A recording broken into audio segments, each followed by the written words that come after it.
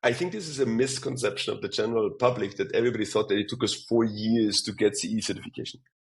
No, CE certification took 11 months, which could have been less if the lab would have been more on point, but it took 11 months. But it took us the 4 years before that to really be able to manufacture the way that we wanted it to be manufactured, which is low cost and efficient with the injection molded plastic and the hot plate welding and spin welding, as well as the metal inserts, like the way that we wanted to do this.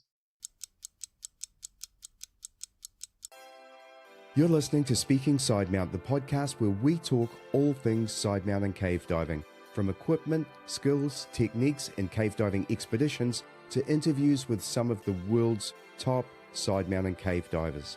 Whether you're new to side mount, been side mount diving for years, or just want to know more, this is the place for all things side mount. I'm your host, Steve Davis. Let's get wet. Hey, welcome back to Speaking Sidemount. I'm Steve Davis. This episode is brought to you by our brilliant sponsor, XDEEP, supporting exploration, education, and exceptional dive gear. And as always, a huge thanks to the patrons of Speaking Sidemount. Your support makes everything you're about to watch and listen to possible. Now, today's episode is one I've really looked forward to, and truthfully, one that's been a long time coming. I'm once again joined by Patrick Widmann, KISS Rebreathers training director, cave explorer, instructor, and one of the key people behind the KISS Sidewinder 2. For those of us who've followed the project closely, there's no sugarcoating it. The Sidewinder 2 has taken much longer to reach the market than anyone expected.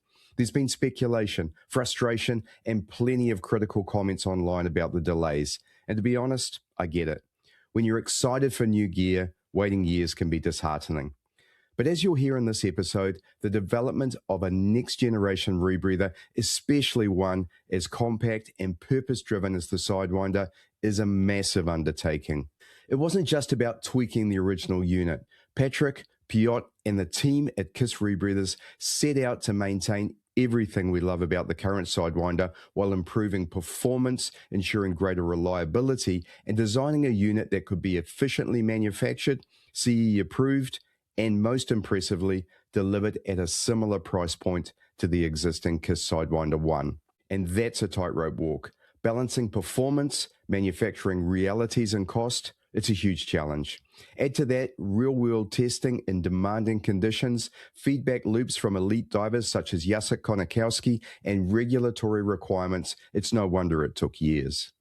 Now, in this episode, Patrick and I unpack that entire journey, the goals, the false starts, the design wins, and the testing failures, the feedback that changed the course of the unit, and ultimately what's gone into making the KISS Sidewinder 2 ready for launch. If you're passionate about rebreathers, about innovation, or just love knowing what it takes to bring a breakthrough dive product to life, you're going to love this one. If you enjoy the show, please hit like, subscribe, and share. Head over to patreon.com/speakingsidemount to support the podcast directly for as little as $5 per month.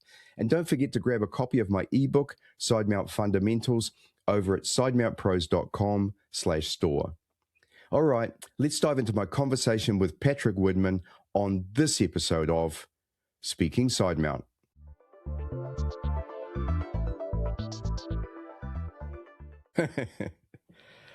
Hey, Patrick, welcome back to Speaking Sidemount. Hey, Steve. Thanks for inviting me again. I'm very excited. Let's do this.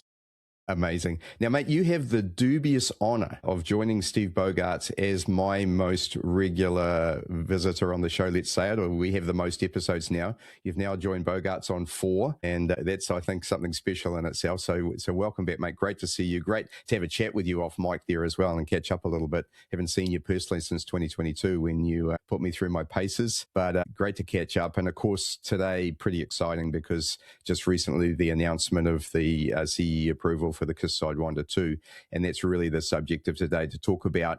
And I think I don't have a lot of questions. I want to ask you to tell us the story of the journey that you've been through. And I guess I'll jump in every now and again, but I know that you've been so intimately involved. It's been a big part of your life for the last few years. It's taken a lot longer than anyone expected. And I'm sure people want to hear a little bit about why that's the case, what the challenges were, why it's taken this long. But now that we are at this point, what we can look forward to. And I'm super excited personally about what the Sidewinder 2 is going to bring, not only to me personally, but also to the entire market. So, mate, I'll give you the floor. Tell us the story. What happened? How did this start? How did you go through the journey? And where are we now? Thank you. First of all, I'm very honored that it's Steve and I. As many people may or may not know, Steve was one of my mentors when I came to Mexico in 2007. I was actually assisting on the first ever Razor course, or the first ever side mount course where the Razor harness was used, and the student was my best friend Hans Kaspersetz. So we still have the card, we still have the pictures from that. So wow! Yeah, I know Hans. I met him when I was with you a couple of years ago too. A great guy. So that is pretty cool. Okay, the Sidewinder 2. Yes, it has been like an odyssey. So as most people know, I got involved with Sidewinder in, I don't remember exactly if it was 2018 or 2019, but it was one of those really weird ways, because at the beginning I was completely against the Sidewinder, right? And I was publicly speaking terrible about it until I finally tried it myself. And then it was love on first sight, simply because such a small volume rebreather, so easy to dive. And suddenly diving a rebreather in very shallow cave in Mexico became not only feasible, but made even more fun than diving open circuits. It was like almost love on first sight. Maybe it wasn't love on first sight, it was love on first try. I started to teach it a lot, right? And suddenly I started to travel a lot to teach it, because people were also interested in Europe. People that were not interested in cave diving or even trimix diving, people that just wanted to have a easy to use rebreather, easy to travel with, easy to pack, easy to prepare, even to swim around in on a 10-meter, 30-foot dive somewhere in a lake or in a quarry. So I did this a lot. And because of this, and us in Protect Dive Centers selling like 90 rebreathers within 2.5 years, I started to have a very strong and close connection to Mike Young at Kiss Rebreathers and Lynette and Kim, like all the people there. Mm-hmm. And so at some point, then Mike reached out to me and said, "Hey, I'm actually looking to sell Kiss Rebreathers." And obviously Piotr, the owner of XDEEP and my design partner for all of the stuff that we did in XDEEP, already was aware of my passion and love for the Sidewinder. And when I got this news from Mike, I called him right away and said, "Hey, Piotr, what do you think? Like, he wants to sell. Are you interested in buying it maybe?" Because something that we really don't do in XDEEP, we really don't want to copy some other established idea. But the reality is to do something dramatically different from the original Sidewinder, or at least that was before we knew what we're going to do with Sidewinder 2. But we thought, hey, if you can't, I guess you could say if you can't beat them, join them. But we realized, hey, this is really an idea that we find absolutely fascinating, and we want to do something like this. And then we also felt the only really honorable thing to do would be, instead of just making our own thing that looks very similar, is to just buy the company and also get the know-how of Mike and all of their structure and everything ready to go. So that's what we decided on doing. Of course, we knew, being a European company, that we needed CE certification in order to sell the unit on European market. So this was the first thing. And we honestly, foolishly believed that it's not going to be that difficult to CE certify Sidewinder 1. And we did our own initial testing that happened without the pressure chamber.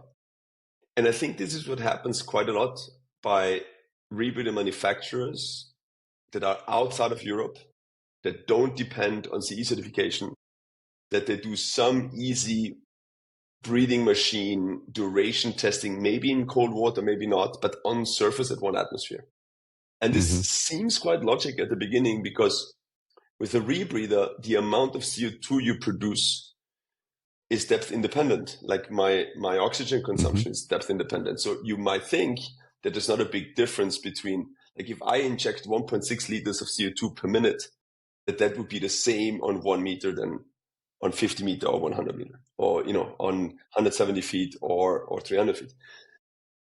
Right? And so we thought, it's not going to be such a big difference. When we then went ahead and went the first time in the laboratory and tested it in an unsteam machine, in a pressure chamber at 130 feet, 40 meters, in 4 degrees, 39 Fahrenheit water, we realized, this is not working at all. CE certified this machine the way it is built right now would be pretty impossible. And even if we would make some smaller changes and make it possible, the values would be so terrible that competing with other manufacturers would be very, very difficult. Right? We would rather be stamped as, wow, this unit can only do 1 hour in CE certification. Or so we realized that this would be a real uphill battle in regards to marketing and trying to sell the machine. Because even if we tell people, okay, this was only CE certification, but in real world conditions, we did this and we did that, people would usually not go for that. They'd be like, no, it doesn't work. They would be like, yes, but my JJ or my XCC or my Megalodon do this, so I'd rather go with it. And then we started to think about, because here's the thing, what made the Sidewinder so amazing to dive, which is this very small volume. And the people make the mistake that they worry about counterlung size. But my breath is somewhere between like a half liter if I'm just cruising around, or 2 liters and more if I'm like fighting a heavy current and I produce a lot of CO2 that has to come out of me. So one thing that makes the Sidewinder so nice to dive is, despite the counterlung, so imagine my half liter breath or my 2 liter breath, I just inhale and the counterlung is empty. But the canisters, the solid structure, is still filled with gas. Yes. And the Sidewinder has a very small of this static volume. And that means if I'm in shallow water and I go from like 20 feet, 6 meters up to 5 meters, there's not a lot happening. So it's a very easy to dive rebreather in shallow water, because even if I do depth changes, even if the gas expands, it expands so slow that the diver has a lot of time to react to it and then exhale through the nose or take gas out of the suit or do whatever it has to do. So the machine is unbelievably easy to control in shallow water. It's very fun to dive because the buoyancy is not difficult. And on the same time, the counterlung is right where my own lungs are. And they're not on my shoulders. They're not on my side. They're right where my own lungs are. So if I exhale and I hold my breath by accident because I'm thinking about something, or I control the reel, or I do something, my buoyancy doesn't change. If I inhale and I hold my breath, also nothing happens. With over-the-shoulder counterlungs or counterlungs that are on your side, if I exhale and I hold my breath, the gas stays there, changes my trim, and with my trim, the gas will expand, and then I will feel changes of buoyancy. Right? And most rebreathers have this really massive or quite big gas volumes on your back, and so to use them in shallow water is quite more challenging. This is always what I told people about the Sidewinder. The Sidewinder was all the things I loved about rebreather diving without all of the difficulty of using a rebreather. But every honest rebreather user that uses bigger back-mounted machines will tell you they're very difficult to dive in shallow water. And it's not about training, and it's not about skill. It is physics. If I have a 10, 12 liter volume on my back and I go up a couple of centimeters, this gas will expand. And it will be easier with a 4 liter volume. Yeah. Mate, I see this all the time. It's quite weird. I dive with a lot of back mount, especially AP divers here in New Zealand. And these are very, very good divers, right? And I make the comment, it's the equipment is fighting them all the time, especially in shallow water. And so, when you see them and you see them out of trim and all of these things and wanting to go vertical almost, it's basically because they can't hold. And I had someone say to me after they dived with me in Mount Gambier and saw me diving the Sidewinder and said, Steve, how do you do that? How do you maintain your buoyancy so easily and, swim through restrictions and, perfect trim, I mean, I've been trained by you, that helps. But the bottom line is the equipment's not fighting me. it's actually relatively easy to do that. And so, yeah, you make an awesome point, and I see it all the time. It's also quite easy to understand, right? If I have the counterlungs on my shoulders, so that's positively buoyant when I exhale and put gas in them. And then I have the tank valves on my lower back or my butt. Mm-hmm. But now my shoulders want to go up while my hips want to go down. That is going to be challenging, right? If I have the entire rebreather on my side, but if I exhale and I put gas in the rebreather wants to go up. If I inhale, the rebreather wants to go down. But then I can only hold that stable if I move the gas fairly quickly back and forth by inhaling and exhaling. And it's totally fine and easy to do if you don't have anything else to do. But not easy to do, maybe. With practice and training, it will come right. But in a moment I'm working with a reel or I do anything else and my brain walks away a little bit from my breathing rhythm, it's going to be a problem. So anyways. Yeah. So we had these features that made the Sidewinder 1 really easy to use. But that small volume also creates a bit of a problem, right? So when we usually breathe and we use about a half liter of breath, even on a 4 liter volume, we get 8 breaths before what I exhale came all the way around the rebreather and goes back in my mouth. All right. And this, if you just imagine the 8 breaths as time, means it's quite a lot of time that my exhalation gas stays inside the absorbent canister and gets scrubbed from CO2. Right. And this is pretty good. However, if we fight a heavy current and my breath goes from a half liter to 1 liter, so 2 liters, now that's a problem, right? A 2 liter breath in a 4 liter volume, that's not a lot of time that the gas stays within the absorbent canister to get scrubbed. Mm-hmm. So one thing that we saw specifically in the Einstein machine when we tested it on higher breathing rhythm is that it's called overbreathing. It's not that the sorb is used, but the CO2 molecule gets pushed so fast through the sorb that it's just not getting absorbed, and then it makes another loop.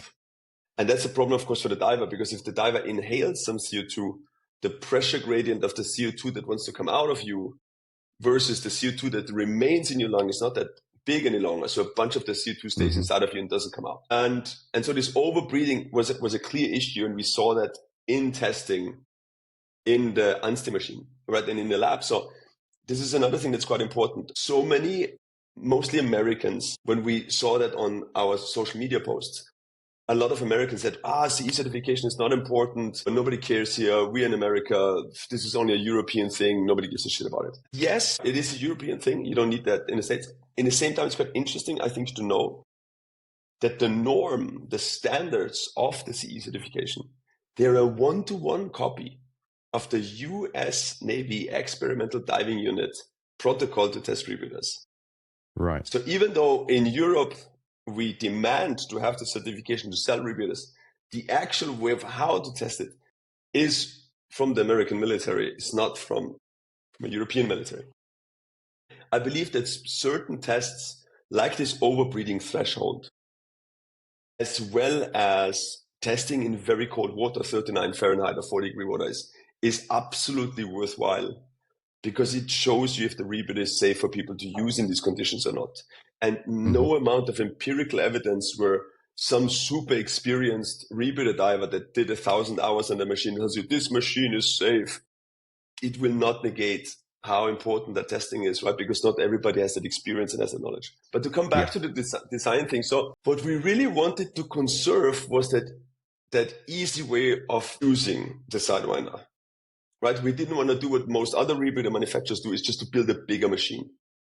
Right? Because as we realized, the 2 liter breath in a 4 liter volume rebreather is a problem. But if I would make a 10 liter rebreather, the same amount of sorb, but just a bigger volume, so my exhalation gas would just take more time and also cross, therefore the absorbent canister slower, would increase the dwell time and would give you a better result. But in the same time, if we make the volume bigger, first of all, we lose the streamlined machine, we lose the passing through restrictions, blah, blah, blah. But we will also lose the fun of diving the rebreather, the Sidewinder, specifically in shallow water, because we're going to have the problem with buoyancy again. So we knew, okay, we want to get a better performance in cold water for overbreathing and high breathing rates, but we don't want to make the rebreather itself bigger for those obvious reasons of streamlining, small cave, and the fun of diving it. And that was a huge challenge. And I remember moments when we had several different prototypes also.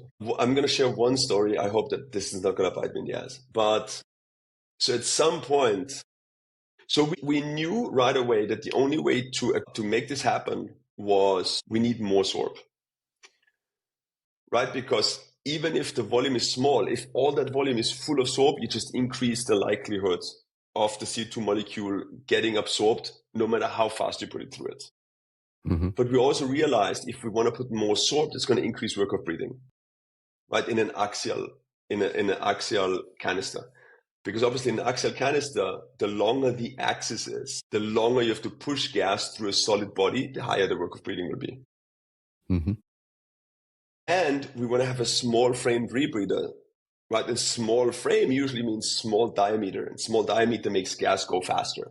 But imagine you with a garden hose, you open the water sprays out of the garden hose by 1 meter. If I squeeze it together without opening the water more, I just decrease the orifice size, suddenly the water goes faster. Yeah, that's if I stretch it open, the water would go straight down. So we realized, okay, what can we do? We need to make the surface area bigger so the gas goes slower through the canister. And we want to reduce the distance that it has to do that. And that was the original idea of the cross-flow canister. Mm-hmm. A genius idea that comes 100% not from me. It was 100% pure. And huge chapeau. Yeah. That was a real massive breakthrough and a super great idea. Also because, and maybe this was his advantage of not having rebreather experience and not having been exposed to different units. He came to the drawing board with a completely untainted mind. But now how to do this? So we knew, okay, we want to have huge surface area. It should be a square box. We still get asked the question, why is it square, not round anymore? Well, because that's the direction of gas flow. And he had one that basically the lid opened. It looked like a coffin. and he sent me the first drawing, and I literally asked him, do you know what this looks like? And he was like, what do you mean? I said, well, there was a rebreather at some point that people called the yellow box of death. Or the Widowmaker. Remember Harry's Widowmaker as well? So we're not going to be the yellow box of death. We're going to be the black coffin. So I don't think that this is going to be a good idea. So until we had the actual idea of how to build the canisters or what the canister shape should look like and how to close the lids, that took over a year. And then we presented the first conceptual how the Sidewinder 2 will more or less look like, which used to be those black square boxes. And we presented, I think it was in DEMA or maybe it was Bosch, I don't remember. But this was a concept. But this was still CNC machined 2 sides. And we used a Swiss-made aerospace glue for it. Because obviously the glue has to be resistant to high pressure oxygen. Yes. And try to find a glue that can be used in high O2 environments. This is a challenge by itself. So, but from the beginning, we knew that what we want is to build a very affordable rebreather because we wanted to increase the demographic of rebreather divers. Right? We didn't necessarily want to compete with all the other rebreather brands that are out there, but we wanted to get more new, fresh people into rebreather diving. And we knew several things is going to make that possible. First of all, the Sidewinder is way faster to build than most other rebreathers. Second, it is super easy to travel. So it cannot be a 100% travel unit, vacation unit, because it fits in your hand luggage. Third, even in very shallow, 6 meters, 20 feet or shallow. It's a very easy and fun, because of it being easy, a fun machine to dive. Because I can hang out and do macro photography in 20 feet of water, holding my breath because I'm so focused on my pictures and nothing happens. And you don't have to be an expert for it, right? Even if we do a rebreather tryout, people that have never used a rebreather before, they look pretty solid in like the first minutes already. And the final nut to crack was it has to be affordable though, right? If you make it like $10 or $11 or $12,000, you automatically cancel out a whole bunch of people that would be interested, but are not going to spend this amount of money for something they're only going to do 2 to 3 to 4 weeks a year. Besides the first challenge there was, okay, how do we build a rebreather that is super streamlined, super small, fits in your hand luggage, but gets the same values of big rebreathers in extreme testing like CE? Right? How do we put 3.5 kilos of absorbent material in a rebreather that size without putting the work of breathing above and beyond what CE would tolerate? Right? So this by itself was a huge challenge. Then we finally had this idea, but now, okay, how can we manufacture that in a reasonable amount of time with a reasonable amount of cost? And the only thing that was logic for us was injection molded plastic. Mm-hmm. And here's where we were a little bit naive. We did the first 3D designs with a company, and then we went mold form shopping. Right? Because to do injection molded plastic, you need metal mold forms. I think it's and injection molded plastic is usually bigger pieces. Right? What we needed to make was super small with like space in between. And when people look inside the canister, they realize right away this is very, very complex injection molded plastic. So, and I remember Piotr back in the day going like, I have this one company in Poland that do it for, I don't remember exactly the number, so please don't. But this is all like a couple of years ago. But I have this Polish company in northern Poland, 60,000 euros. I'm like, great. Then he was like, no, hey, I have this other company, it's 45,000 euros. Well, even better. So he did a bunch of this shopping, and I was like, okay, so this is our idea. We're going to do injection molded plastic. And then he talked to an Italian company that builds machines for welding of plastic. And he was like, no, and I talked to Italians. We're going to use hot plate welding to put the two sides together, and then we're going to use spin welding to attach the thread for the locking ring. And they say it's the perfect application for the technology. This is going to be a piece of cake. Like this, we went on a trade show, and we presented a still CNC machined two sides glued together, because this was our concept, and we figured the execution of this is going to be a piece of cake. Mm-hmm. And it was not. In the moment we were ready to keep on pushing in this direction, we realized right away that the actual mold form companies, when they saw the scope of the project and like how complicated it was to make this and how little for them numbers that we would actually want to produce, they were like, no, we're not interested. And I remember like when Piotr called me and said, hey, none. And he had like 3 or 4 different companies. None of them wants to take our project. Like we're dead in the water. And then I'm like, and this is like a roller coaster, because like, okay, now it's all sorted. We're all happy with a price. And then it's like, okay, we go back to like, we're dead, like nothing. This is not going to happen. Mm-hmm. Then he found a company that makes very specific injection molded plastic pieces for endurance car racing companies. Mm-hmm. So like a niche within a niche within a niche. And I remember he sent me a screenshot back in the day from a conference call that they did. So it's 4 people on the call, and it was a Saturday at 2:30 in the morning. And he sent me the message like, this is what passion looks like. Indeed. Because suddenly these guys were like, wow, this is so difficult to do. We are super keen and we're super interested. Of course, yeah. We went from 45,000 euro offer. I think at the end we paid 180,000 euros for the mold forms. Some ridiculous amount of money. Yeah. And this is also something that the only way how all of what we did with the Sidewinder was remotely possible was because of very strong funding by the European Union, specifically the Norwegian fund. I didn't even know that. So Norway is not part of the European Union. So they have to put a whole bunch of money into the European Union to use it to have this no borders trade agreements. Yes. And we were one of the really lucky benefactors that we got money to develop this rebate, and we got a lot of money from them. And then Poland as a country also is unbelievably supportive for emerging new technologies. So without that, that would not be, or you could still do it, but then the price of the rebreather would be again 10, 11, 12, because then you have to get that money back selling like the first 500 to 1,000 rebreathers, right? So good. So now we had these super keen guys, and now we're back on. So I was like, yeah, okay, now it's going to happen in like 2 or 3 months. Because when we told people, hey, it's soon, we were never lying. I mean, I would have not gone to trade shows for 3 years telling them, hey, in 2-3 months, and then next year going back to the trade shows like, I'm not suicidal and I'm not, you know. But it's still 2 or 3 months. Yeah. I mean, every single time, the best knowledge we had at the time, I gave to people. And in the same time, right, I'm traveling around the world, teaching people to be instructors with the, hey, in a couple of months, we're all going to be in Sidewinder 2s. And then, so, you know, I'm not that guy, that's for sure. So then we got the first, because the canister then has 2 halves and the top part, right? So we got those first halves in.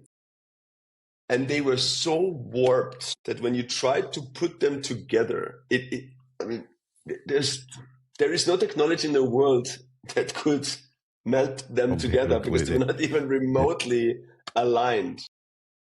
So then we are back into like, man, maybe that's not going to work at all, right? And I don't remember how long that took for them to change the mold forms and change the parameters for it to work. I also remember because we did not know if the hot plate welding is going to work.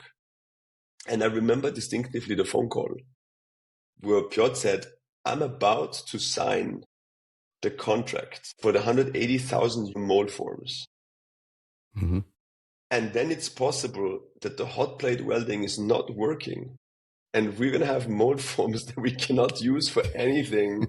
And we're back at the drawing board. And I have to say this was mostly his stress because after all of the years that I worked with him, I mean, I worked with Piotr now since 15 years. I have this unshakable confidence and trust in that he is just absolutely fucking brilliant and he's going to figure it out. Yeah. So I'm mostly I think he had more pressure than me. Yeah. Also, it's not my money and I'm not signing anything. So this was his situation. So until they fixed that, okay, so then they fixed that. And we got the 2 sides and they're not like a rocking chair any longer, but they're actually aligning. Great. Then this was again like 2 or 3 months. I don't remember. We get the machine from Italy. That's basically like a baking oven, right? You put the thing up, you put the 2 sides, they're sucked in by air pressure. Then the hot plate goes in the middle, heats them up, and then presses them together. It's badass. I love it. So we're all excited. This is going to be the first half that we melt together ourselves in our own company. No glue. This is how it's going to be in the final production. We put them together. We put the lid on. We have a lid with a tube, like a straw, and you can blow into it to make like a positive pressure test on air pressure test, and we put it on the water and I blew into the straw and the thing was leaking absolutely everywhere. Oh, geez. So that hot plate welding being the perfect application for it, because this is also what people don't understand. This is manufacturing. But in manufacturing, specifically if you manufacture something that nobody has done before, nobody knows. And of course, if I call the Italian company, and this has nothing to do with Italy, by the way, they just happen to be in Italy. If I call the Italian company, like, so this is my plan. I try to take these 2 pieces of plastic and make them hot and melt them into each other as a breathing apparatus for scuba, for an underwater rebreather. They have never done that. They've never used this technology for this application. But of course, they want to sell you a machine that does that. So of course, they're going to be like, yeah, this is the perfect application for our technology. But as it turns out, it wasn't. So, and first we thought, oh, this is just a matter of parameters, right? Okay, maybe we have to be a bit hotter. But then when it was too hot, the plastic was melting too much. And remember, in order to get the values in CE certification, it is in 39 Fahrenheit, 4-degree water. So insulation is paramount, right? The chemical process is called exothermic. Yes. You don't have to be a physicist to understand. Thermic is something with temperature. Gives off energy. Gives the idea, right? And exo means it expels it, it produces it, it puts it out. So I understand if there's a chemical process that puts heat out, if it's really cold, it's going to work less efficient. Right? No chemist, no physicist, but this sounds pretty logical. Just logic. Right? Yeah, and we saw this in testing, of course. And we also knew that even if we went to like from polyacetal to PVC, like what plastic you use doesn't really make a huge difference, material you use, but the gas layer makes a huge difference, right? And this is why most rebreathers have like a plenum canister. Yes. And then a absorbent canister inside the plenum canister that's surrounded and insulated by gas, right? And we didn't have this in Sidewinder 1 because we filled the soap directly into the canister. And we still want to keep this because it makes the rebreather small and simple and easy to use and less bits and pieces, less parts, and faster to build. So we knew we needed the canister to be insulated by gas on all four walls. Hence, the two side walls that are parallel with the gas wall, let's put it like this. They actually have an empty void, an empty space in between the two walls that's gas filled that equalizes through a hole at the bottom. But if the plastic melts too much and it closes this gap, well, now you have an enclosed gas bubble inside, which would be terrible for beginners. You dive deep, it's going to implode. So yeah, terrible news. So we cannot make it too hot because then it melts too much and then doesn't work any longer. So we realized it's not only a matter of the parameters, we actually need to change the design a little bit, again, of the mold form to give more access. And I don't want to spill too many of our secrets here, but we need to change it in a way that there was more plastic that could be melted at a lower temperature, blah, blah, blah, blah, blah. But to give you a bit of an idea, I am about to leave Poland to go to Asia on like a 2 months, that was like, whatever, a year ago, 2 years ago, on a 2 months trip to teach. And I come to the factory because we are convinced, right? We have the halves, we're just going to melt them together. So great. My flight is leaving in the afternoon. It's in the morning. We are hot plate welding the canisters together and they fucking leak. So I'm like looking at Piotr like, what the dude, my plane to catch. So for a miracle that we don't even understand, from the 10 canisters that are melted together, 2 of them had only a minor leak. Very, very, very close to the top. And it's plastic, right? So I literally melted the rest together with a soldering iron, okay? Then I put it again. Okay, one had no leak, the other one microscopic. Okay, this is as good as it gets. Packed that stuff, hit the airport, and we're both not sure. Like, we're pretty sure that that whole plastic melting together is much stronger than glue and should be like really solid. But nobody's ever tried, so we don't know. I arrive in Hong Kong airport and I have my rebreather. I have my spare old gray CNC machined canisters that are glued together. I still have them in my luggage just as backup. And my new hot plate welded together with the soldering iron fixed in my hand luggage. I come down the ramp on Hong Kong airport with a trolley. My hand luggage is on top of my big luggage. At the bottom of the ramp, there's this small little lip. The trolley stops. My hand luggage with the new rebreather flies across Hong Kong airport, smashes on the floor, slides across it. I'm like terrified. Then a few days later, I'm in Philippines. And I remember going out by boat and looking at Matt. And I said to Matt, so I'm about to jump off this boat. There is a possibility that my canisters will just crack open in the middle. And I'm going to be like a shooting star with creating like the first underwater snowstorm with absorbent material. Yeah. So stressful, to say the least. Yeah. You know what it's like to be a test pilot, eh?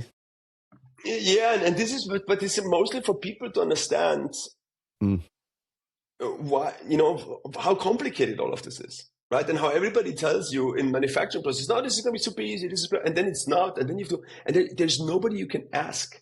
One of the funny things, I'm gonna throw my business partner Kim under the bus here a little bit. I'm sorry, Kim, but whenever I'm with him on the phone and I share some of these stories, Kim sometimes says something like, "Why don't you just hire an expert?"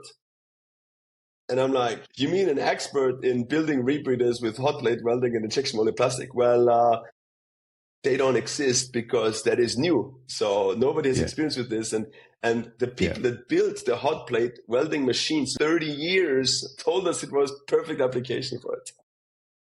Right? So this is the problem in manufacturing. You cannot really ask anybody, hey, how to do this. And I mean, not when you generally build a new concept, right? And this is, if you think about the diving industry and you think about the bigger brands, the reason why they copy us so much, right? If you think about the new Sidebound system that just hit the markets, well, it's much easier for them just to look at something that's already tested and built and just make a copy of that rather than coming up with something completely new. It's like way cheaper, way faster, and way better, right?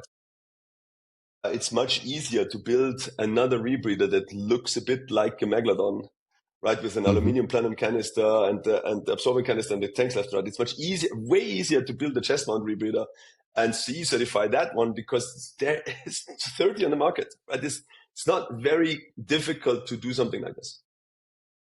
It's not easy either. Okay, but it's definitely easier than coming up with technology from like the ground up, completely new. But in the same time, because then of course people, when I shared some of the stories, people would be like, oh, why don't you just CNC machine them? Well, because then the cost would be again high. Right? And we would lose our new demographic because then, if you take a huge piece of plastic and you cut everything away and you produce a lot of trash and you spend a lot of time to do all of that, well, then the rebate is again 10,000 euros. Right? And so injection molded plastic was the only way for us to make sure that the manufacturing cost is going to be reasonable so we can also sell it for a reasonable price, right? And this was from the get-go an absolute goal for us. Yes.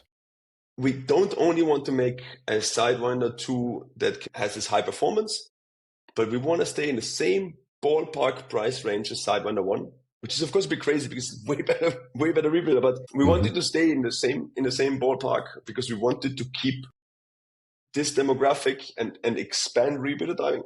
And therefore the production cost had to be reasonable. The injection molded plastic is also way less time consuming. So we can make 100, 150 rebreathers a month, even with only a 3-person team, right? Which is also very important because we are expecting and hoping for a massive demand of Sidewinder 2, and we wanted to be sure to be able to fulfill that.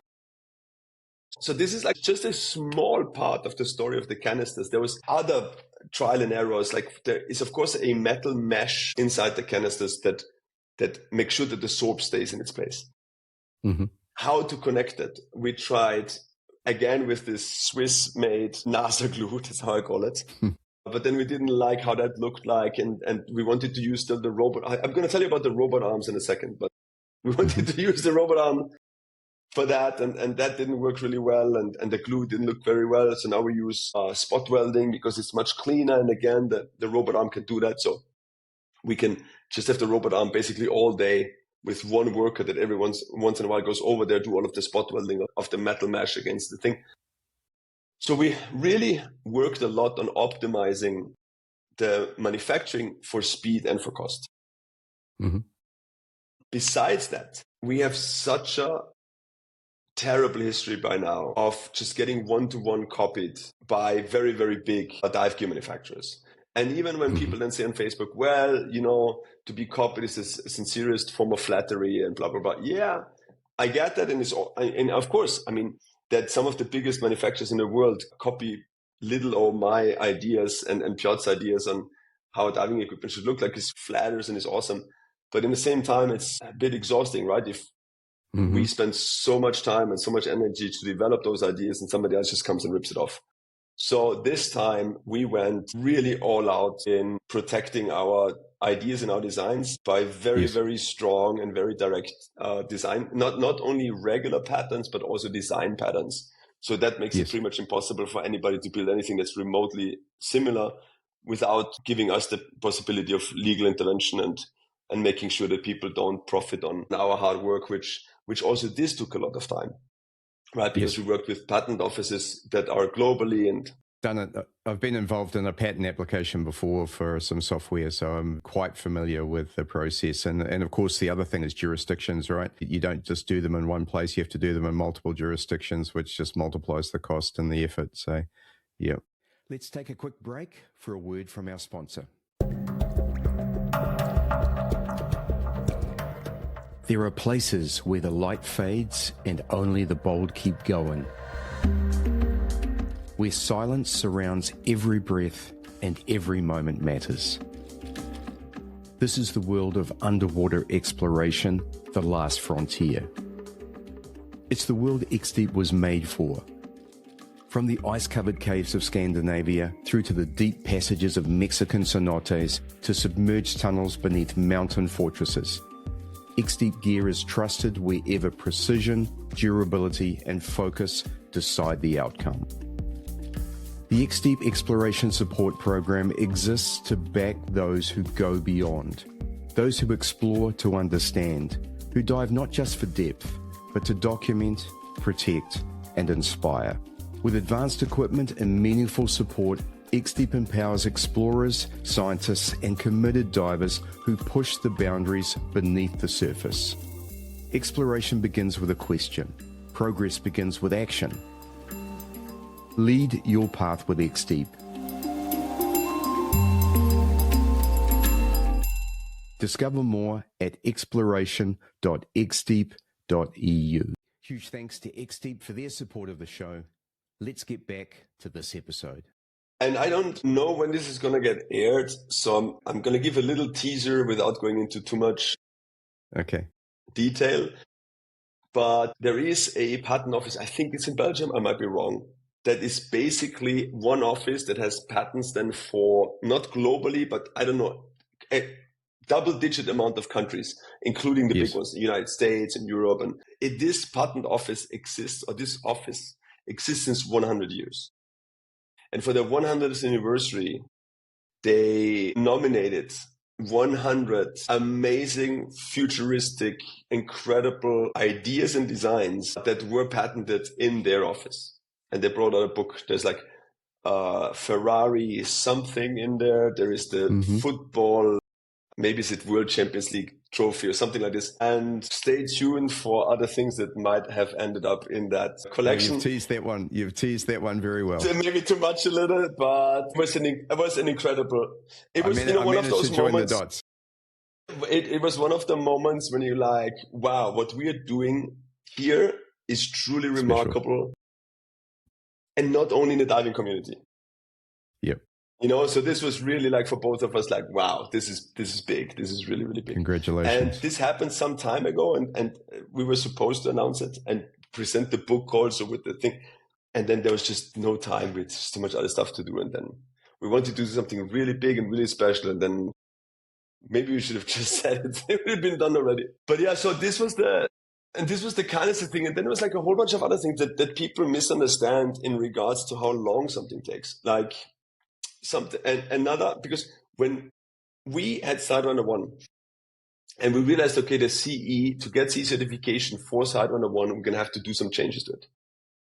And then once we were on the drawing board, we were like, well, if we already, because the CE certification is expensive, right? Mm-hmm. So if we plan to then anyways change something, we might as well change it now, get it CE certified, and not build something now, get it CE certified, 2 years later, wanting to change it, have to CE certify again.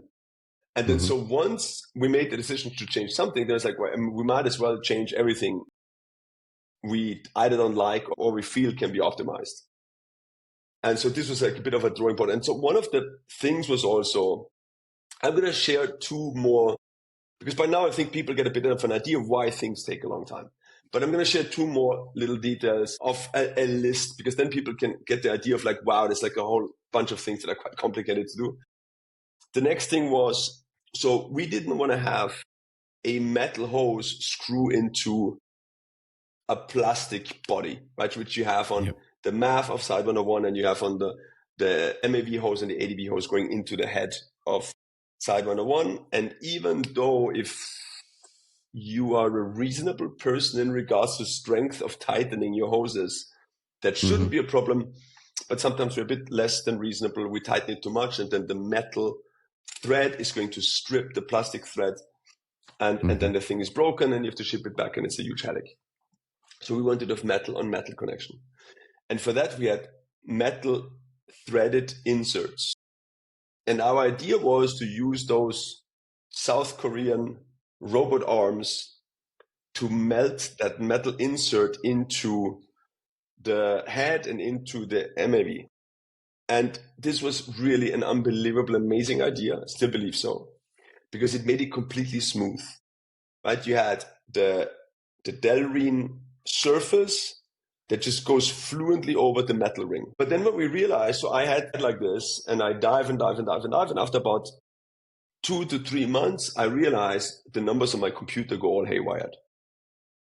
I take the Rebreather apart, I take the circuit board out, and I see there's water damage. There's no water in it, but there's water damage on the circuit board. And I'm like, okay, that's weird. Maybe O-ring, whatever, maybe O-ring problem. So I changed the circuit board. Thanks God, on Sidewinder 2, everything is so easy to change and fix that no matter where you are in the world, it takes like 3 different tools and 10 minutes of your time, and you can almost assemble all the critical parts that need servicing or exchange it. So I put the new circuit board in, I dive again, everything is fine. And after 3 months, 4 months, I don't remember the time.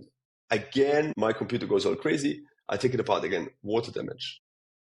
So then the next step, that is Piotr's, I want to say it's Piotr's favorite thing to do. Of course, it's the opposite, but it's something that he's very adamant about. He never wants to assume what the cause of the problem is. He first always wants to reproduce it. So what he did was he made a box, and he put like 50 inserts in it. A Delrin box, black box with 50 inserts, and he attached 50 hoses, he submerged the whole thing, and then pressurized the 50 hoses. And what we then realized was that on, I don't remember also the exact number, but like 2 or 3 or 4 of them, there was like one small bubble coming out every 10 minutes. But the problem is, we did not know why on some it wasn't, and in some it was. So now, again, we talk to the experts, right? And some say, no, you have to put more pressure but less heat. No, and then that didn't work. And no. So now we have like a month or 6 weeks of like, try this, try that. Until we realize, okay, that doesn't work. Or at least we cannot make it work so consistently to be like, because imagine then when we go in full frame production, you would only know if the thing leaks or not once you already melted it into the head. And if then it leaks and it fails in quality control, you throw it away. But now your costs goes again up, because now whatever, 3 out of 50, you have to throw it in the garbage. And we were really in love with this idea. And this is another thing that people maybe don't have an imagination for. But when you have a real amazing design idea, and then it just doesn't play out the way you want to throw it in the garbage and start from scratch feels like suicide. I mean, it is painful and bitter, and you feel like, I thought we are at the end, and now we are like, I just told people in 3 months we're going to ship units to instructors, and now suddenly we are like, we don't know at all if this is going to work or not. I mean, it is devastating. Yeah. Right? And in a moment things like this happen, you also can't be 100% honest. You can't go on the internet and be like, hey, by the way, we hit the roadblock that might completely end this entire project, right? And I'm sorry to the public, the diving public, that in that moment, but we also did not know if this is going to be a fatal roadblock or not. So then we just basically became really silent and tried to fix it. And then it's also quite funny how sometimes things that go wrong bring you to new ways that then turn out to be better than your original idea. And this was our 100%. Case for the inserts, for example. But it was a pretty tough road. And the same went for having a waterproof connection between the oxygen cell and the circuit board, which we thought super easy to do with our silicone gasket. But we had no idea how unbelievable sensitive oxygen cells are in regards to lateral pressure, pressure into the circuit board, too much pressure, too little pressure. That a lot of the oxygen cells, the bodies are actually leaking gas and water through if you submerge them completely. We only found very few brands of oxygen sensors where the actual body was 100% gas and waterproof. And in all of them, not only in some of them. So there was an unbelievable amount of even of like trial and error, like, hey, let's do this. And everyone thought this is going to work super easy. It's going to work super fine. And then it turned out it didn't work at all. And it took us sometimes months to come up with a different way or to fix the execution of our idea. And all of this comes with the fact that I'm traveling globally, teaching, sometimes having low internet, no internet, huge time difference between me and Piotr. And in the factory, there's Piotr who runs XDEEP and seal dry suits and has to fix a whole bunch of other problems. And I'm going to share something a bit from his private life. He's also building a house since 2 years. So he's like also to go to the construction site. So he's doing all of this. And then we have Arek, our engineer, that is like, because basically this was done by a 3-person team. In regards to the manufacturing process. And then Arek, who's also doing the regulators. It's like everybody's decked. So it's not that we have like a dedicated team that all they do from 8 o'clock in the morning and 6 o'clock in the evening is just working on this Rebreather, because then for sure it will be faster. I want to use this moment also to give a shout out to Jacek, our Polish instructor trainer who lives in Spain, who then was really an unbelievable important person in regards to testing, simply because he's in Europe. And for sure there would have been other amazing people that could have helped with testing, like Ed Sorensen in the States and Mike Young, of course, and like many other people, like Jake, who works with me in ProTech. But the logistics of shipping them stuff, only to find out that it doesn't work, it would have been financially not viable and simply time-consuming not viable. So Jacek was, besides being super experienced, he did an incredible job as an equipment tester, because he gave unbelievable detailed reports with videos. He tried different things. He spent a lot of time and effort in helping us. So when I just said it was a 3-person job, I want to apologize a little bit. It was 3-person, like in the factory, but without Jacek, this would have been taking way more time also. Awesome. Respect where respect is due, so I feel a little bit guilty now that I said that. And yeah, so this is a lot. It takes an unbelievable amount of time to come up with those things and then test them and then get the feedback. And this took a long time. And this is also why when we said on trade shows, hey, it's going to be in 3 months, it was not a lie. At that moment, we thought, hey, we are at the end. And then suddenly we realized, oh my God, this is not the end at all. Just another Specifically, corner. for example, so specific, like also with the we had a purge valve and with a flush valve. Right? Flush valve is which is on the left, which is like the OPV in a Sidewinder 1. It's just not an overpressure valve because it's upstream, so it actually closes with the overpressure. You can only mechanically open it. But then we had a downstream valve on the ADV side that we would have used to push water out of the rebreather. Now, I never thought that this was important for a rebreather to have. I still don't. But we thought from a marketing point of view, because the first question that people say, like, can you push water out of a rebreather? Of course, you would ask yourself, like, why would you need that? Well, if I removed the DSV and I didn't close it, well, then if you make such a mistake, you maybe shouldn't be rebreather diving that day. You're clearly unbelievable, unfocused, unconcentrated, because most rebreathers, specifically Sidewinder, can deal with a quite large amount of water inside the counterline without affecting your diving. Yes. And there's no real reason in that moment to push that water out of the rebreather. And on most rebreathers, even that can push water out of the rebreather, the actual maneuver of doing it is questionable to pull off in a real life situation, to say the least. There's some exceptions, right? I dove rebreathers that were really easy to do that. But there's very little to no real life application for it. But there is, however, the fact that you put another quite large hole into your rebreather, which could potentially fail and then cause you more harm than benefit, really. And from a bunch of testing, specifically because our flush valve, so our purge valve, the water purge valve, was at a high point of the rebreather, so floating vertically on the water surface when you had gas in the rebreather, it constantly burped gas out and was almost an annoying noise. So to make the decision at some point, it's like, honestly, I rather spend more time educating people on why this is not necessary and what they should do if there's some water in the rebreather, rather than put something in the rebreather just for marketing purposes that then causes you more grief. This was also a huge and difficult decision for us to take, with a lot of internal discussion. Should we do this? Should we not do this?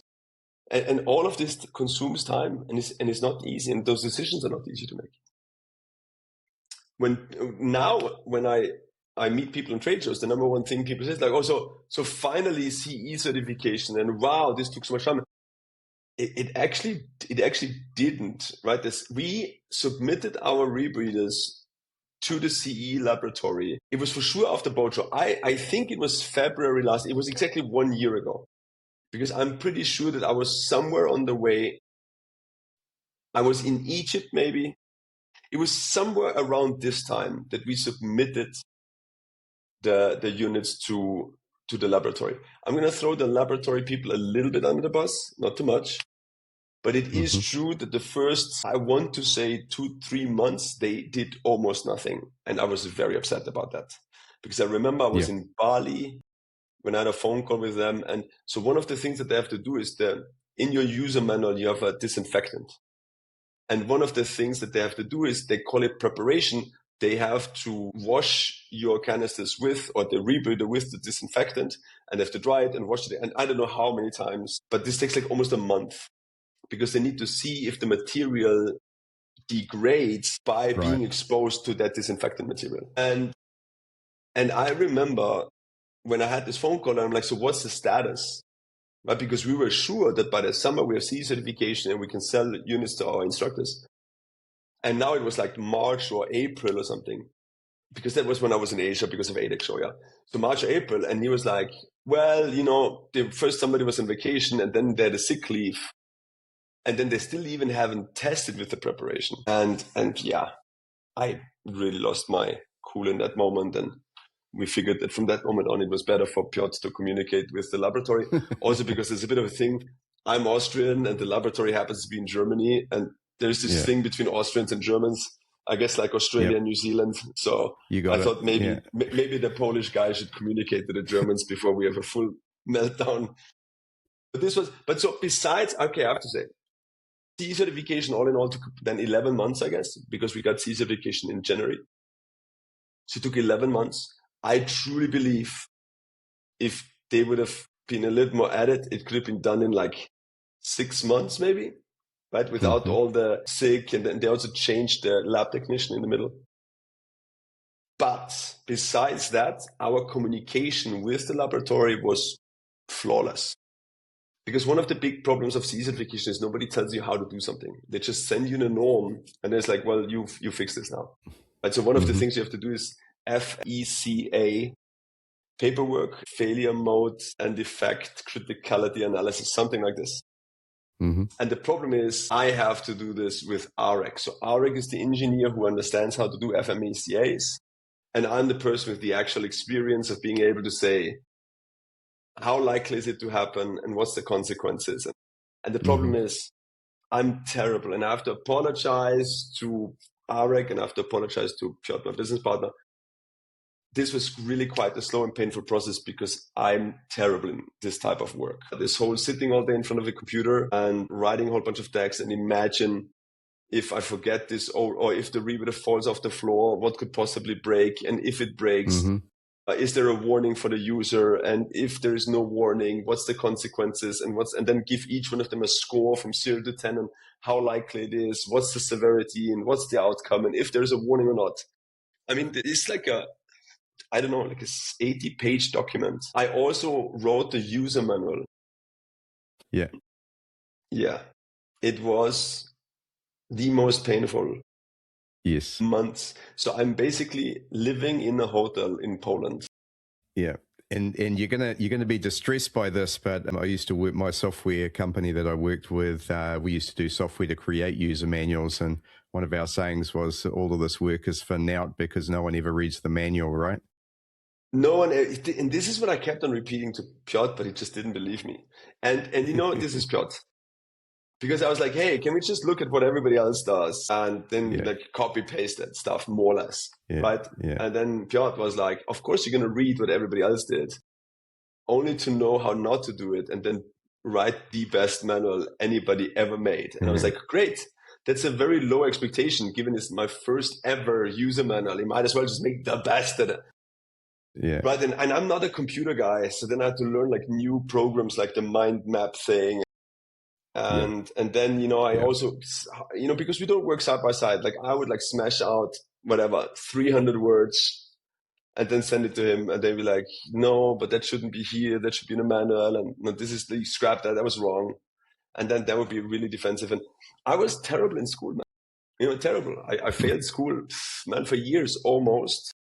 And I swear to God, this triggered like childhood PTSD for me. I felt again like being a teenager in high school that has no idea what he's supposed to do. And so that created a lot of friction between me and him. There's a lot of yelling going on. Yeah. This is probably one you could have brought an expert in, and by that I mean an expert in technical writing, and put that person alongside you to write the manual would have been a way to do that. But then it's the same question again. Where's the budget for this? Yes. Yeah, I get it. Right? Because experts are not cheap. Yeah. Right? No. So and then again the situation is the expert. Because first I said to Piotr, why should I write the user manual? I'm a diving instructor, bro. What do I know about writing user manuals? And after the first 2 days of getting my tantrum under control, right? Saying to myself, Patrick, stop being a little, just get your shit together. Yeah. Once I started writing it, I realized instantly the only person that can write this is me. I'm the only person at this time who actually dove and had experience on this unit. Right? Yeah. And knows what he can and cannot do and all this. So I was like, okay, I get it. This really should be me. Yeah. And then I had huge help, of course, by AI.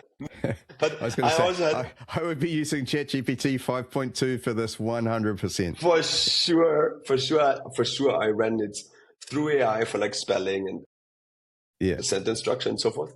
And I had a huge amount of help from Piotr, who is an expert in writing user manuals because he wrote, I don't know how many, but of course he knows nothing about rebreather diving. So he could have not done this by himself. I could have not done it by myself. So, and Arek could have not done FMEACA without me, and I could have not done it without him. Mm-hmm. But I was definitely not an easy, and I have to own up to this. I was definitely not an easy person to work with. Not for Piotr and not for Arek, because I came to all of those sessions with the tantrum style mode where I was just like not willing. And this is just like, I guess, my childhood trauma or whatever, but I was just for sure not easy to work with. And that for sure slowed us down by a couple of months also, because I was just not willing to really put the work in. So that I just kept on procrastinating, postponing, because I was just completely not into doing it. So when everything was rolling, it was quite surprisingly that we had to change nothing on the actual design. So the CE lab did not come back and said, hey, you failed work of breathing, because there is units. And I don't want to talk smack about other units, so I'm not going to name any names, but there was a unit on the market that, for example, passed CE certification only with 1070 diluent. Right? Because the gas density of air would have not made it pass. Sure. The work of breathing test, right? And there is a unit that the duration test, or the duration time that is in the user manual, is actually written in 15 degrees centigrade and not in 4 degrees, because if not, the duration will be much shorter. So we have none of those things. So we passed everything on the first try, which was very nice for us. Which is also, the reason, it doesn't come from nothing though. If we would have put the unit into CE lab for certification 2 years ago, we would have had to change some things. Yes. I'm going to be honest about this. But Piotr, being who he is, perfectionist to the nth degree, had already anticipated that will be a problem and then wanted to fix it before there. Also because he didn't want to spend all the money for CE certification, only to realize that we have to change something on the design. You don't do it right the first time, you have to do it again, right? Yes, but we have, for example, if people would know all of the stuff we invented that then turned out to be completely useless, like we have a remote ADV also. Maybe at some point I'm going to take pictures of all the stuff that lies around in the factory and tell people a bit more of the story. But we had a remote ADV that then I tested in. So we have this swimming pool close to the factory in Poland. I call it the KGB pool because it looks like it was a KGB training facility. I actually asked one time the lifeguard there if he was an ex-KGB agent. Yeah, he didn't find that to be funny at all. Maybe it was a language barrier. The Polish probably would not, No. But maybe it was also a language barrier. I blame it on the language barrier. So we also built a whole bunch of, and by the way, the external ADV, the remote ADV, it was written small r ADV. It had another corrugated hose, like a BCD hose attached. It looked so terrible. And I literally looked at Piotr and I said, dude, this is horrible. People are going to make fun of this. I don't want to use it. And he was like, this is the only way how we're going to pass the hydrostatic imbalance test and C certification. And I was like, well, you don't even know because we haven't tried. Yeah, but so there was a lot of head bumping and fighting. But eventually I could convince him to not put the RADV into place. And we also passed with flying colors the hydrostatic imbalance with our current ADV, which is much more streamlined and better. Looks beautiful. But yes, there was a lot of back and forth on this. The only things that we had to change was actually, of course, in my court, in the FMEA paperwork, we had to do 9 small changes, but that happened literally in the same afternoon. We got the email in the morning, hey, this and this and this is not cohesive. And then we changed it for the afternoon and that was done. So I think this is a misconception of the general public that everybody thought that it took us 4 years to get CE certification. No, CE certification took 11 months. Which could have been less if the lab would have been more on point, but it took 11 months. But it took us the 4 years before that to really be able to manufacture the way that we wanted it to be manufactured, which is low cost and efficient with the injection molded plastic and the hot plate welding and spin welding, as well as the metal inserts, like the way that we wanted to do this. Small anecdote, very small one. I know we are like blowing way over time here already, but a small anecdote. No problem. This is so interesting. So currently the way that we attach the hoses to the metal inserts is we CNC machine a hole into the head or into the MAV. Then we place the metal insert with the thread and it has 2 O-rings. And then we use, because now of course when you push it into the hole, it would spin. And then we use screws to mount it in a way that it can spin. Right? And when people look at the head, they will realize that those holes are on the outside. So of course the question would be, why would you not make the holes on the inside? Then you don't have the holes on the outside. But people need to understand our heads are so small and there's so much going on that the clearance that we would need to, for some time we even thought we can't. This is impossible. Because there is not enough space to put the inserts with the screws. So now we're like, what are we going to do? Right? Because the melting the inserts into the plastic didn't work. And now our idea of the modular port system, we call it MPS, also doesn't work because we don't have the space for the holes for the screws because they would come too close to something else and then there's not enough plastic thickness and it would just break through. Just break. So, and then Piotr, we have a really amazing modeler also.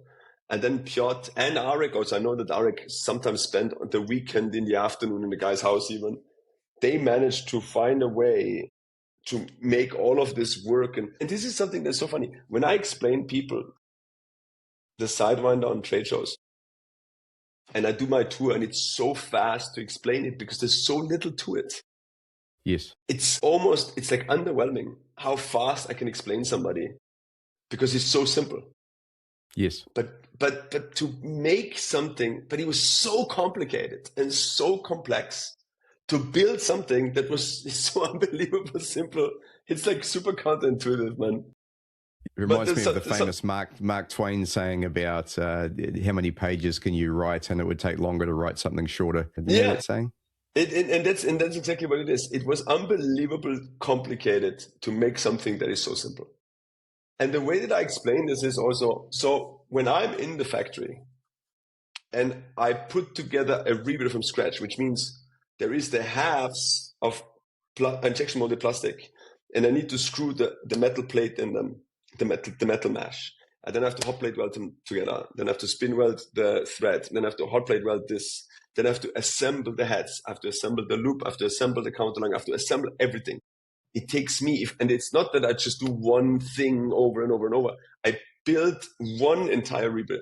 It takes me about 4 hours. Right. It's unbelievable fast. And I know I could be at the end of the world and my circuit board could break, right? The worst possible thing that you can imagine. And to change the circuit board in the head would literally take me 10 minutes. There's nothing inside this rebreather, nothing that anybody with a little bit of technical know-how cannot fix himself. Brilliant. It is, yeah, it's crazy. It's an amazing story, amazing story. And I sit on the sidelines, I see all the chatter and the comments, and some people are a bit cruel, but that's the way of the world. But mate, I've been through this as well with software development where, you promise a delivery date and it's always takes longer than you think. And when you think about the design parameters that you and Piotr and the team set yourselves, as you say, the simplicity, the design constraints, and then the methods by which you've been able to achieve what is the Sidewinder 2 now, I think it's remarkable. And the fact that we've had to wait, I mean, at the end of the day, so what? We're going to get a better machine. I'm just so excited about the opportunity to come and train on it. And I don't know if you've got more on this, because I'm really interested to know what happens next, what happens now, and where are we? Are we at the point now where we can start to talk about that? I mean, it's funny that you say the world is cruel, because something that was really funny for me is that now, like the hecklers, the number one question we get is like, oh, but you only certified the background version. And first of all, it's like, okay, but you realize that everybody that came before us on purpose did the same thing. Right? They had a backmount version and then like a conversion kit to side mount, and they certified the side mount version years after, right? But in our case, it's something much simpler. So the pressure chamber in the laboratory, it has a frame in it that allows you to change the angle of the mannequin from vertical to flat, right? Because a lot of the tests, this is a bit of the problem and a little bit the pet beef that I have with the norm, right? So the norm comes from the US Navy Experimental Diving Unit.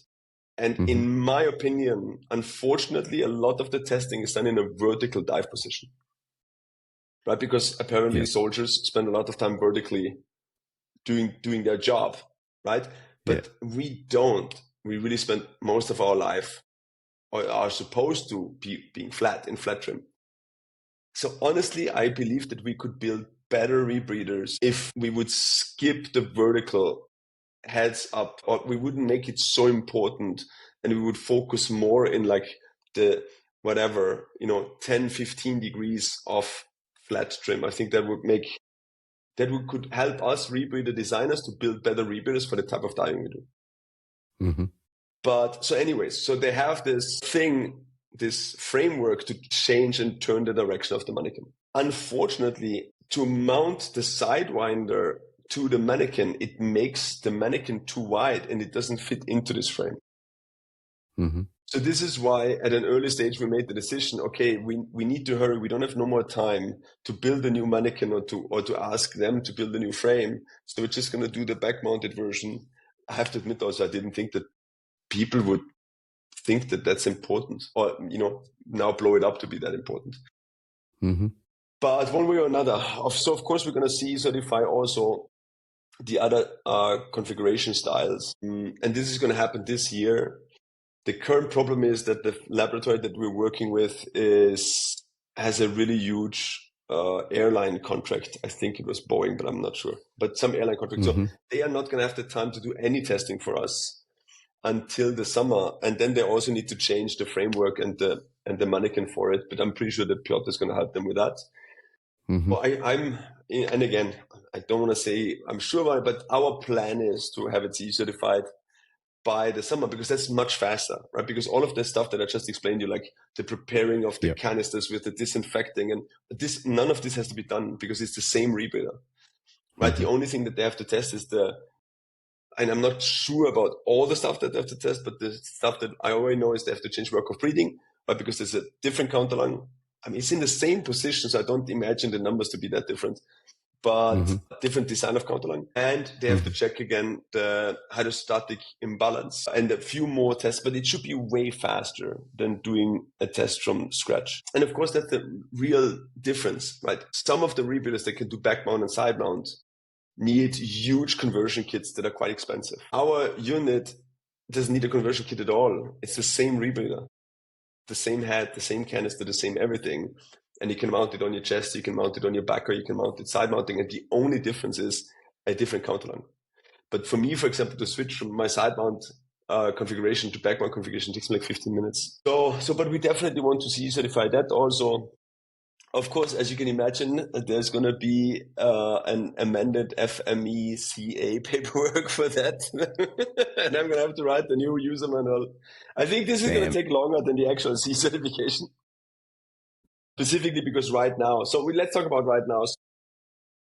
Right now, the problem is we can make rebreathers, and we do. Right, when I left the factory right now, I mean, I almost try not to admit to that, but I actually took 2. So we're gonna have, we have like our Sidewinder 1 instructor OG, the original gangster list, and they are gonna get units first now to put hours on it. So I bring 2 of them already with me to Mexico. Yes. So mine is there, plus 2 that I bring, and then we're gonna ship 2 to the United States, and so within the next weeks, we ship units to the OG guys. Mm-hmm. So we are ready to, I'm going to be really honest.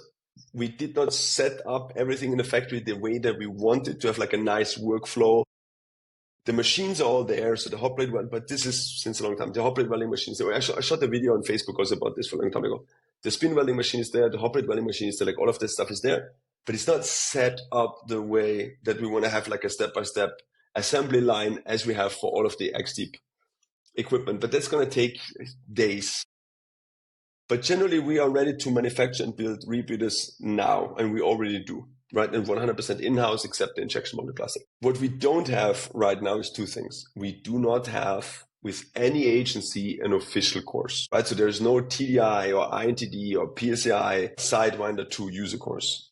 So there's the ball is in my court, and I'm working at the moment with the training directors of each of the agencies to establish that. With some, it's going to be a bit faster, with some, it's going to be a bit less fast, right? With some agencies, they have a generic rebreather manual and then just use the user manual as an add-on. And some agencies demand a unit-specific manual, which guess who's going to get to write that? And yes, this is going to take me some time also. Mm-hmm. Once we have the courses, that's great. We have no instructor for it, right? Because by ISO standards, a Sidewinder 1 instructor would still have to do 50 hours on a Sidewinder 2 before he can do an instructor evaluation.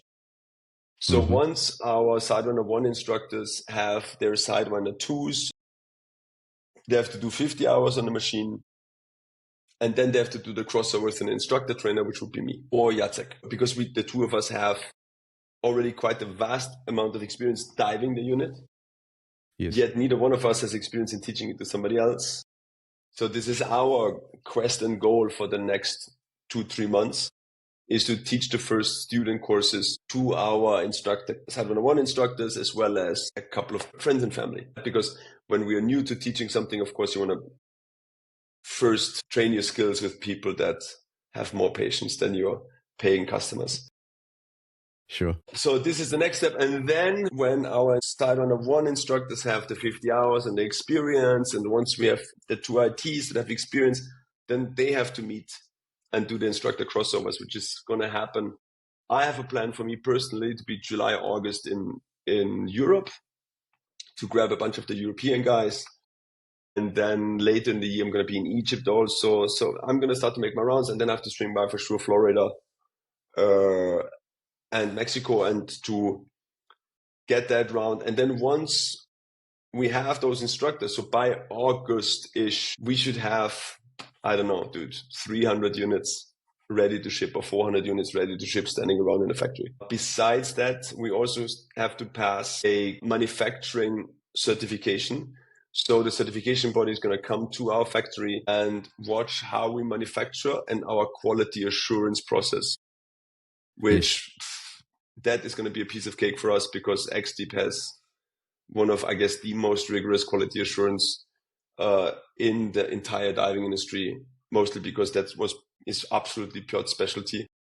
And he built all of the machines himself, right? They have like a rack where all of the PCDs are tested, like not 1 out of 10, like all of them, and not by a person, but by a computer. So they attach. And I don't know why he doesn't advertise it more on the internet, or why people don't know, but that shit blows my mind every single time I'm there. So there's this shelf with 10 BCDs, and they have a pressure sensor that mounts onto the power inflator. And it inflates the BCD and measures the pressure in it. And it measures the pressure drop then overnight. And it's all, the data is collected by a computer that has all the reference numbers per serial number of the BCD. And all of this is tracked and registered. Wow. And then there's even a specific guy. So you have the assembly line, and so they assemble the gear. Then it goes to the quality assurance guy who checks everything, and then it goes into packing. And everything is done with, how you call those code reader guns? Yeah. Every BCD and every box. Yeah, every BCD and every box has a QR on it. And then you have the guy that scans the QR. They have to sign for everything. So you know exactly who checked what serial numbers. Their quality assurance process is mind-blowing for me. So this should be an absolute walk in the park for us. Yeah, and this is about the stuff that needs to happen. I feel, of course, quite a lot of pressure because I think the CE certification and the whole manufacturing process, besides my part in it with the user manual and the FMEA stuff and whatever, I still thought the pressure was mostly on Piotr. And right then I had the excuse of like, oh, I don't know nothing about this. If I screw it up, doesn't matter. But now we enter like more the realm of my expertise. And so now I feel more the pressure on my shoulders. Of course, also by all the instructors that have been so amazing, patient, waiting and doing a lot of effort to promote Sidewinder 1 still, because obviously we still sold a lot of Sidewinder 1s, which helped us with cash flow and helped us to put money back into the company and to push the development of Sidewinder 2. And so, I feel like also a lot of course, there's a lot of pressure coming. Not that I feel pressure from them, because they're really very patient but of course I want to now, reward their patience and reward their dedication by doing my part of their job as smooth and as fast as possible. Make sure that they get units soon and then make sure that the crossover and instructor crossover and all of that is as smooth as possible. But like from many of these things, that the back-mounted rebreather is a one of a kind, right? And it has diluent and bailout in the same cylinder. I don't know what should be in the standards of this. I don't know what exercises should happen. So there's a lot of also unknowns for me. Yeah. What exercises should be done? How long should the course be? What should be the limits for this type of configuration? So I'm still way, way out of my comfort zone, even if this is where I'm an expert in, but I'm still a lot of new land and a lot of stress from that point of view that I'm not 100% sure exactly how to do all of those things. So do we need 3 courses? Is there one for back mount, for side mount, for chest mount? What's the crossover if one did this with that and then he wants to do how should be the instructor? I don't know. It's all still quite stressful. But for Sidewinder 1, we had factory approved instructors that are quite new. And then we had people that became instructor before that happened. So if the instructors that came before that happened want to become now a Sidewinder 2 instructor, what should be the process for them? Should it be as long as, there's a lot of still tricky questions. There. A lot of complexity. And there's going to come a lot of hate towards my way, right? People always want to have it as easy and as least complicated as possible. And that's not really always going to happen. So there's going to be a lot of people that are going to hate me for a lot of different things. But at the same time, look, I mean, here's the thing. I mean, if you're going to do it, you may as well do it properly. I mean, that's the way that you've approached this entire project from the beginning, right? Is get it done properly. And if it takes a little bit more time, so be it. One thing I have noticed, I mean, I'll give you some kudos here. The volume of Sidewinder content that's coming out on the internet now is, as you've rightly said, is dramatic. There's just so many, and maybe it's just who I follow, but you see it on Instagram every day, somebody demonstrating or diving or doing something, and they're doing such a good job.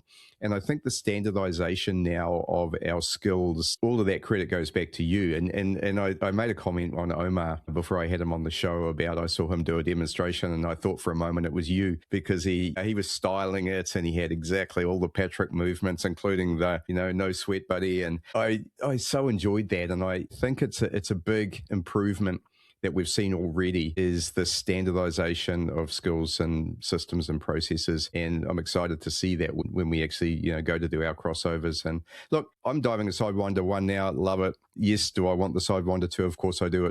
I'm sure it's going to be so much better, but I'm not unhappy where I am right now.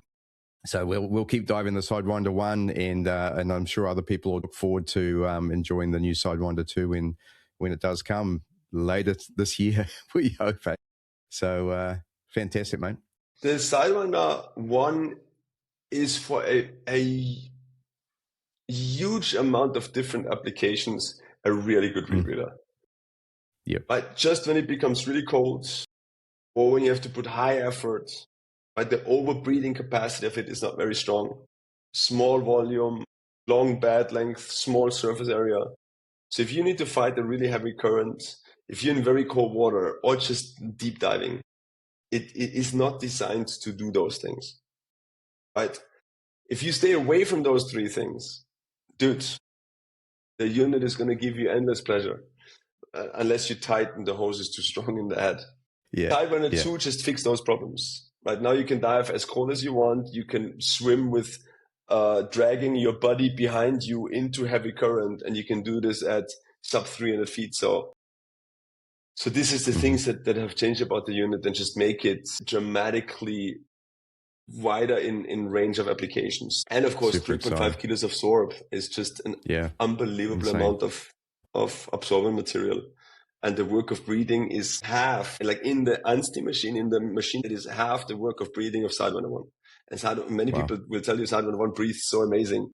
And Sidewinder 2, having over a kilo more sorb, has half the values on work of breathing tests. Not that I would be saying now that I can feel that it's double as good, but you can definitely feel that it is better than Sidewinder 1. Maybe not double as good, but I think this is a general mistake that people do when they just compare work of breathing values, but then if one unit is like half of the other, they go like, wow, this is so much better. For a human being, it takes quite a large difference in work of breathing to actually be able to feel it. We're not quite as sensitive as a computer. Yeah, hey, to wrap this up, because obviously if not, I go in another tantrum and I'm going to talk for another 2 hours about the stress of manufacturing. Yeah. I still cannot say, like, looking back at everything, because I still feel that there's such a long way ahead of me, or ahead of us. But I have to say, I'm glad I did not know how hard this was, because the truth is, we would have, and Piotr and I talked about this, if we would have known how difficult this is going to be, we would have most likely never done it. Because it was, Piotr and I have been very close friends for 15 years, and all the design and all the work that we did together was always fun and game and exciting and joyful.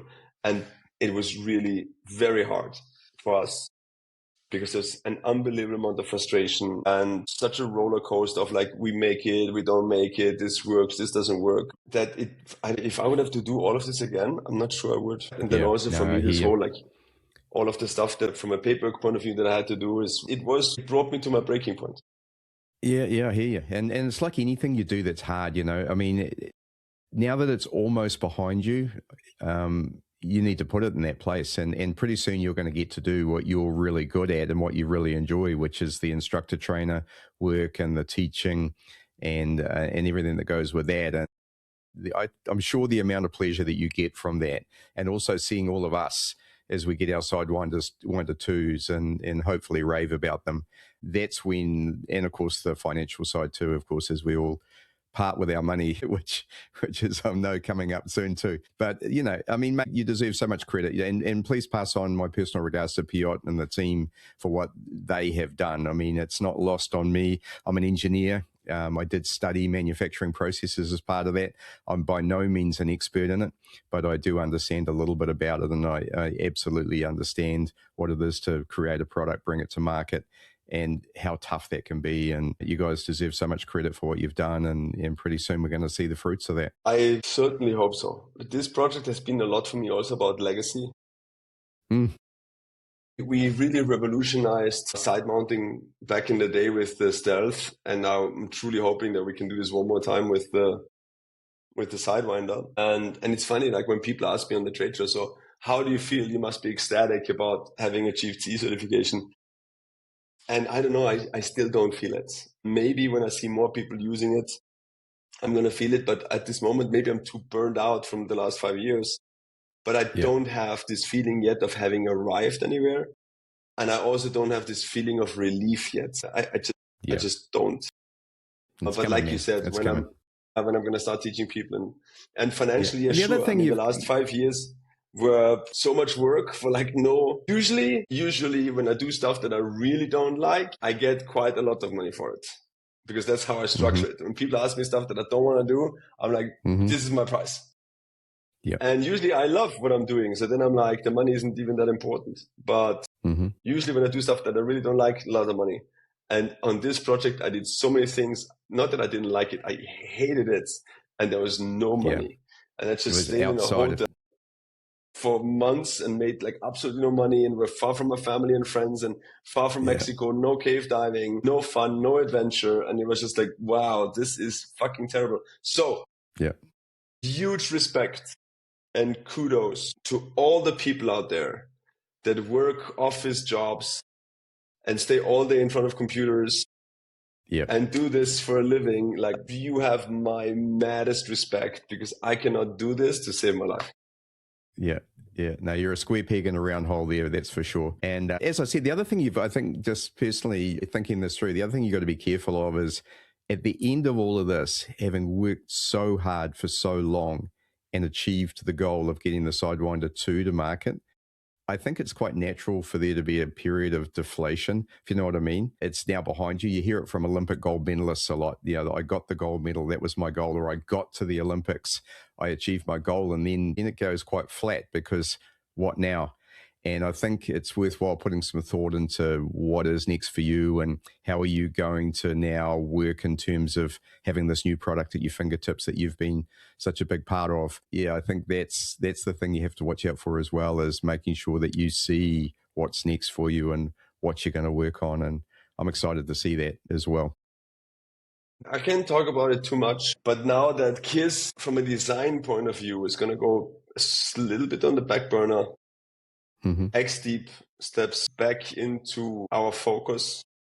Awesome. So people can expect some new stuff coming out of XDEEP this year or next year. I'm lining up for my scoop on that one as well then.